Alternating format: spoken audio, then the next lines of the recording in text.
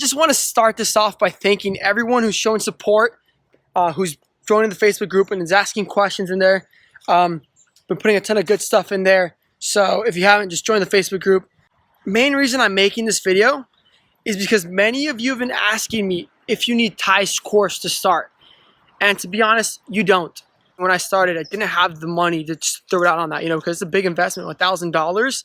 I've gone through half of it, and I guarantee you I didn't finish it. I already have 3 clients paying me good premiums every month without finishing his course. It's not necessary. I guarantee you that. You could start without it, and that's why this video is here. In the past few months, I've been getting a lot of questions. Questions like, should I speak to them in person, go door to door, or should I just start calling? How do I set up my LLC? Should I set up my LLC or a sole prop? Should I set up my website? Should I focus on getting people to like my Facebook page? A lot of questions, a lot of things like that. And I can relate to you in a way that my first 2-3 weeks I spent doing that. I just focused on, to be honest, stuff that wasn't going to get me results. And I quickly realized that. In this video, I'm going to show you 5 steps that if you follow, I guarantee you will see some result. So step number 1 is pick a niche or niche. It should not take you more than an hour to pick a niche. Whether you pick a restaurant or doctors or surgeons or lawyers, whatever it is, online products, retail, whatever it is, just pick something. I would say pick 2. Reason being is because you could test out what you like out of each one. See the pros, the cons of working with the people. I had a lot of problem with this because I would be like, oh, should I go with this? I think there's more money over here. Like I said, I quickly realized I want to just get results first. Then I could figure out who I like working with. So that's what I did. I went out there and just started calling. So step number 2 is doing the groundwork. And what I mean, I'm gonna write this down for you on my whiteboard inside. Give me a sec. So step number 2 is do the groundwork. And what I mean by doing the groundwork is this is Romeo. So what I mean by doing the groundwork is open up a new tab with your browser, go to Yelp.com. In Yelp, write multiple keywords within your niche. So for example, if you're in the dentist niche, put like general dentistry, put cosmetic dentistry, put implant dentistry, whatever it is. If you're in the fitness, you could put like, I don't know, CrossFit gyms or whatever, multiple keywords. So see who's ranking for who, see who's commonly ranking throughout various keywords, and take note of what they're doing, because what they're doing is probably what they're doing it right. See who's on the 4th, 5th page, see who's not doing so well. And kind of see what platforms they're using. Maybe some are not using Instagram, some are, but they're really focused on YouTube, whatever it is. Notice what they're using, what kind of services they're using, what they're providing, and notice what they have in common. So after you kind of see, similarities of what's working and what's not, and you kind of see kind of services that you could be providing these businesses with, you go to step number 3. So step number 3 is make a prospecting list. What I mean by that is get a notebook, get whatever you want. I've talked about this before somewhat, but I'm going to go in detail right now. What I do is that you make a book of prospects. The first page, make a list of at least 30 people who need your help, who you could actually provide services and bring results. You want to make a separate sheet of paper for each business you wrote down on that list. So for example, this place, here's mine. The place is called Pink Plastic Surgery, okay? Start off with the title of the place. And it's the doctor's name or whoever. If it's like a lawyer, you want to put the lawyer's name or whatever it is. Write down a couple things that they're missing. For example, they have no Facebook engagement, no Facebook ads, no Instagram engagement, no Instagram ads. They have an Instagram and Facebook, but it sucks. Their website has extremely low conversion ratio. Sorry, I suck at writing sometimes. Once you've made a list of 30 businesses and made an individual list with a few things you can help them with and their contact information, you're going to go to step number 4. Step number 4 is to contact them. Call them preferably. I just started calling and then I'd go meet them in person. Because I've tried driving around from business to business and a lot of them aren't even like leads. And a lot of them are like completely like worthless. I'd rather just do my research, do a couple hours of work on the internet, and then show up if I get an appointment. Or then contact them after I've at least researched their business online. So I would recommend that. So that's step number 4. So the one thing you want to do every time you call them is you always want to have your browser open with all their social media places, their website, whatever it is. Open up their Facebook, their YouTube, whatever it is they're using. So when you're on the phone, if you get to talk to someone who's in charge of making decisions, whether it's a very decision-making manager or the owner himself or herself, you could explain to them with seeing this stuff on your screen and be like, hey, you're missing this. I can help you here. So you start calling, and our receptionist answers, or an office person answers, or regular staff answers. Really quick tip, one thing I'd recommend is if you could somewhat find the owner's name online, whether it's in a Yelp review or the pictures, or you just find it somewhere there. If it's a doctor, his name is already there. If you can find their name beforehand when you call and you ask for them directly by their name, it will help. I've tested this. Let's say a receptionist gives you something like, oh, he's not in the office right now, she's busy right now, or she won't be here until next week, or whatever it is. They'll usually come back with, can I leave a message for you? Stop them there and ask them, when is a good time to call, or he won't be available, or when he will be in the office, or when he will be present in the business, that I can just have a quick 2-minute chat with him, a 5-minute chat with him. And most likely they will say, like I've experienced, yeah, they'll be here next Tuesday, they'll be here on tomorrow at 5, whatever they say. Obviously write that thing down. Another tip, very, very important tip. I built a relationship with whoever I was answering the phone. Every time I called, I'd remember the receptionist's name, whatever it was. Like, hey, April, hey, Stacy, how's it going? Is Dr. blah, blah, blah there? Is George, blah, blah, blah there? Whoever it is you're calling for. And they remember your name.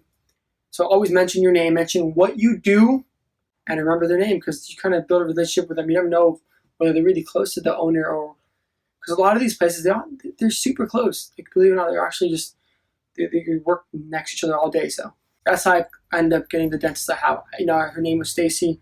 She'd always answer, and I would talk to her. Hey, Stacy, how's it going? Oh, I'm doing good. Yeah, awesome. Hey, is Dr. Lee there today?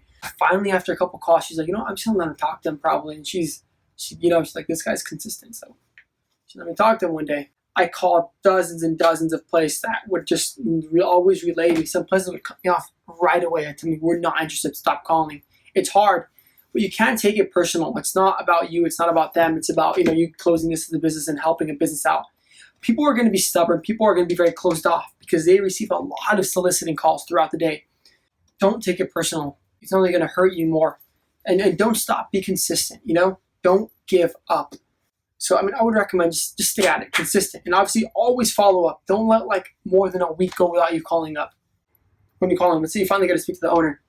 One thing I would say with the owner, don't say too much, but say enough to really find interest. Set an appointment. Don't focus on selling them on the phone. You're not going to sell them on the phone. You're going to speak to them, and you want to set an appointment. Whether if they're too far from you, or if they're too busy with time to meet up in person, at least set up a Skype call. If they're close enough to meet up in person, just do it. Let them know, hey, I would need 20 minutes without any distractions so I can explain to you how I can help your business. And on the phone, you want to obviously talk about, I do digital marketing and I help businesses get leads and new customers and revenue in their business. My strategy was I wouldn't talk to them about engagement. I'd be like, hey, a lot of these places are focused on getting new engagement and likes and followers and stuff like that. It's not that I don't focus on that, but I focus on two objectives, getting you new clients and getting the same clients you have and new clients to bring in a lot more revenue. So you want to set up an appointment, and this leads you to step number 5. Step number 5 is the appointment. For your appointment, you want to dress nice. I would say business casual works. I've also gone pretty casual like this though, but I look clean and nice. So if you get a haircut before, whatever it is, the hour or two before your appointment they're crucial. Listen to positive stuff. Go listen to some Gary Vaynerchuk or some stuff like that. Know what you're going to go in there and get. You have 4 packages or 3 packages, and you're going to sell which one, the third or the second one, whatever one you want to pick.